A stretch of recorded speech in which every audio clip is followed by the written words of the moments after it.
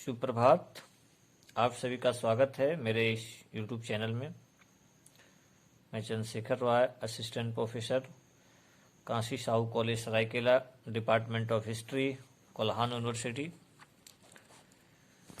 प्यारे मित्रों, आज हम आपकी 7वीं JPSC की जो आने वाली वैकेंसी है उसको ध्यान में रखते हुए कुछ टॉपिक का चर्चा करेंगे जो आपके लिए इम्पोर्टेंट है, जिसमें कुछ योजना भी हो सकते हैं और कुछ जो करंट में जो काफ़ी चर्चित घटनाक्रम है उनके विषय में बात करेंगे। देखिए, एक तो योजना हमारे प्रधानमंत्री जी शुरू किए, उस योजना के विषय में बात करेंगे। उस योजना का नाम है स्वामित्व योजना। ठीक है, काफ़ी महत्वपूर्ण है और मुझे लगता है कि JPSC के लिए इम्पोर्टेंट तो है ही, आने वाले जो UPSC की परीक्षा जो 2021 में होगी उसके लिए भी महत्वपूर्ण है। तो प्रधानमंत्री नरेंद्र मोदी ने 11 अक्टूबर 2020 को ग्रामीण भारत में परिवर्तन लाने और लाखों भारतीयों को सशक्त बनाने की दिशा में एक ऐतिहासिक कदम उठाते हुए स्वामित्व योजना के तहत प्रॉपर्टी कार्ड के वितरण की शुरुआत की। यानी एक ऐसा कार्ड जो आप कोई भी व्यक्ति आपके प्रॉपर्टी से आपको हटा नहीं पाएंगे, वो आपका वैलिड प्रॉपर्टी हो गया। उल्लेखनीय है कि प्रॉपर्टी कार्ड के भौतिक वितरण की शुरुआत के साथ लगभग 1 लाख संपत्ति धारक अपने मोबाइल फोन पर भेजे गए SMS लिंक के माध्यम से संपत्ति कार्ड डाउनलोड करने में सक्षम होंगे।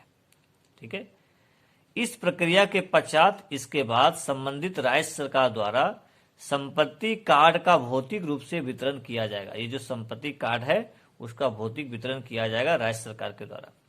योजना का उद्देश्य और लाभ क्या है? इस योजना का उद्देश्य ग्रामीणों को ऋण तथा अन्य वित्तीय लाभ प्राप्त करने के लिए वित्तीय परिसंपत्ति के रूप में संपत्ति का उपयोग करने का मार्ग प्रशस्त कर। पहले होता क्या था कि लोगों के पास संपत्ति होते थे लेकिन उनके पास कोई कागजात नहीं होते थे, जिसके वजह से बैंक उनको लोन नहीं देते थे, कर्ज नहीं मिल पाता था। तो इस तरह से इस कार्ड से अब जब आपको मिल जाएगा ये कार्ड तो आपको लोन भी मिल जाएगा। स्वामित्व का पूर्ण रूप है, जैसे SVAMITV, स्वामित्व का पूर्ण रूप है survey of village and mapping with improvised technology in village areas. फिर से मैं रिपीट कर रहा हूं, स्वामित्व का पूर्ण रूप है survey of village and mapping with improvised technology in village areas. उल्लेखनीय है कि स्वामित्व योजना की शुरुआत 24 अप्रैल 2010 को राष्ट्रीय पंचायती राज दिवस के अवसर पर की गई थी। इस योजना की शुरुआत की गई थी 24 अप्रैल 2020 को, है ना? इस योजना की शुरुआत की गई थी, लेकिन ये आपका प्रॉपर्टी कार्ड का वितरण की जो शुरुआत जो है मोदी जी हमारे 11 अक्टूबर 2020 को की है। उसके साथ वो बहुत सारे किसानों से बातचीत भी की। तो इसमें बहुत इंपॉर्टेंट है, इसका हम लोग फुल फॉर्म भी देख लिए। उल्लेखनीय है कि स्वामित्व योजना की शुरुआत आपका 24 अप्रैल 2020 को राष्ट्रीय पंचायती राज दिवस अवसर पर शुरू किया गया था। अब क्या है, इस योजना का उद्देश्य ग्रामीण क्षेत्रों में घर के मालिकों को, घर का जो मालिक है, मालिकों को अधिकार अभिलेख यानी रिकॉर्ड ऑफ राइट्स उपलब्ध कराना और प्रॉपर्टी कार्ड जारी करना। मान लीजिए आप किसी मकान में रह रहे हैं, ठीक है, उसका आपको वैलिडिटी वाला कार्ड मिलेगा कि ये आपका है। आगे चल करके आपको कोई बेदखल नहीं कर सकता है, कोई आपको फिर बहुत दिन के बाद ये नहीं बोलेगा कि ये मेरा जमीन था। तो आपको अधिकार मिल गया और उसका प्रमाण आपके पास कार्ड रहेगा। तो प्रधानमंत्री मोदी जी के द्वारा एक बहुत ही अच्छा प्रयास इसको कहा जा सकता है। विदित हो कि इस योजना को 4 वर्षों 2020 से लेकर 2024 की अवधि में पूरे देश में लागू किया जाएगा। अभी तो कुछ क्षेत्र तक सीमित है, लेकिन इसका जो टाइम पीरियड है 2024 तक पूरे देश में इसको लागू कर दिया जाएगा। योजना के पायलट चरण 2020-21 में 6 प्रमुख राज्यों उत्तर प्रदेश, हरियाणा, महाराष्ट्र, मध्य प्रदेश, उत्तराखंड और कर्नाटक के लगभग 1 लाख गांवों और पंजाब तथा राजस्थान के कुछ सीमावर्ती गांवों को कवर किया जाएगा। इसके अलावा पंजाब और राजस्थान में सतत संचालन संदर्भ प्रणाली, जिसको बोलते हैं कॉन्टिन्यूअस ऑपरेटिंग सिस्टम यानी CORS, स्टेशनों के नेटवर्क की स्थापना की जाएगी।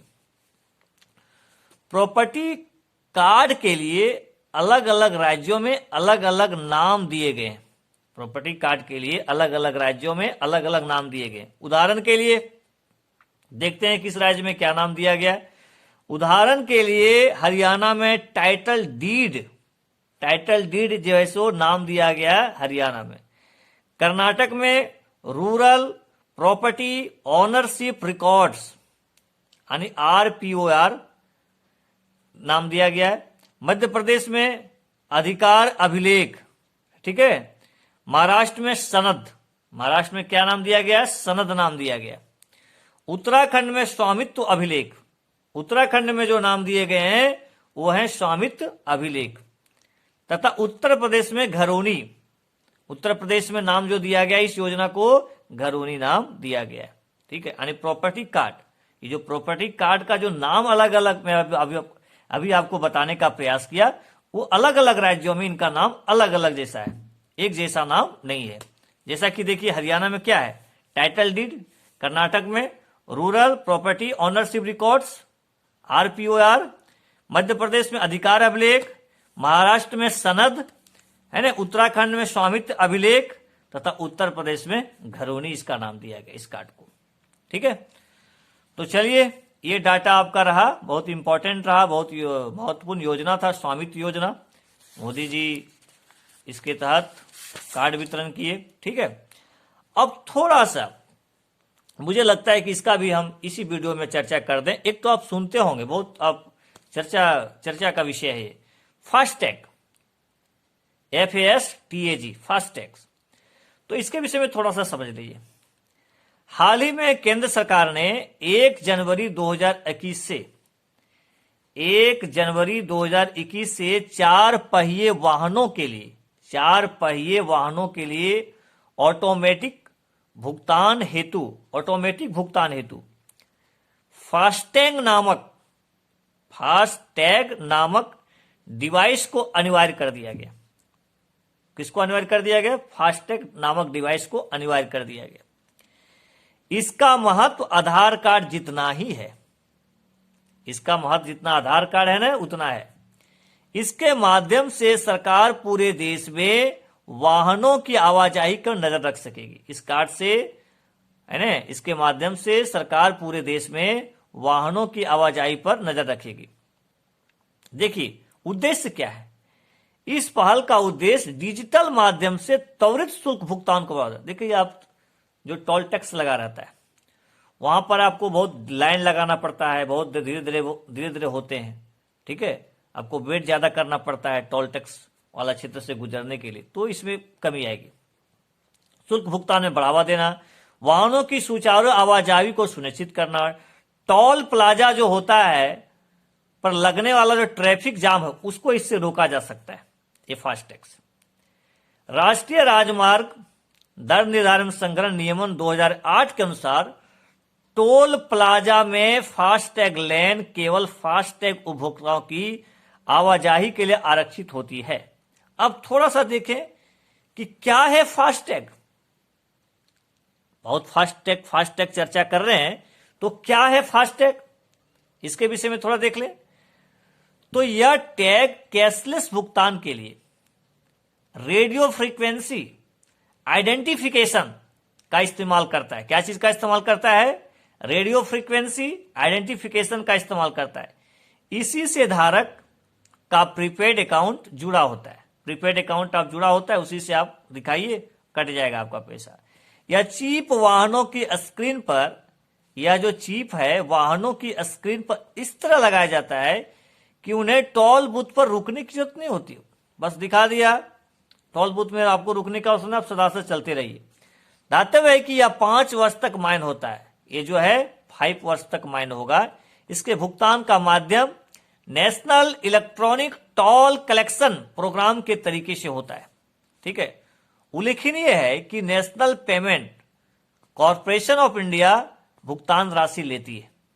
इस टैक्स से टोल पर इंतजार में बर्बाद होने वाले ईंधन को बचाया जा सकेगा।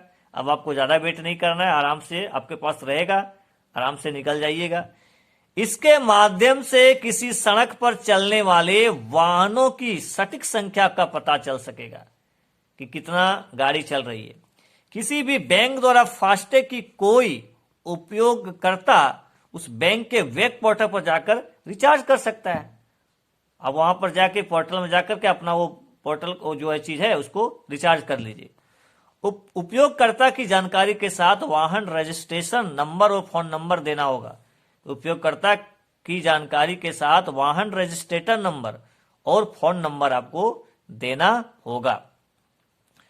टैक्स से वाहनों को कैसे ट्रैक किया जाएगा? विदित हो कि फास्टैग बैंक खाता से जुड़ा होगा। जैसे ही कोई वाहन किसी टोल से गुजरेगा, उसकी स्थिति और भुगतान राशि से जुड़ा एसएमएस वाहन मालिक के पास आ जाएगा कि आपका इतना पैसा कटा। इसके लिए अन्य देशों में व्यवस्था देखिएगा तो ऐसा पहला टोल प्लाजा, देखिए आज हमारे यहां आ रहा ना, ये पहले कहीं आ गया है। ऐसा पहला टोल प्लाजा नॉर्वे में सन 1986 में शुरू किया गया था। नॉर्वे में पहले से 1986 में। जापान और चीन में भी ऐसी व्यवस्था है।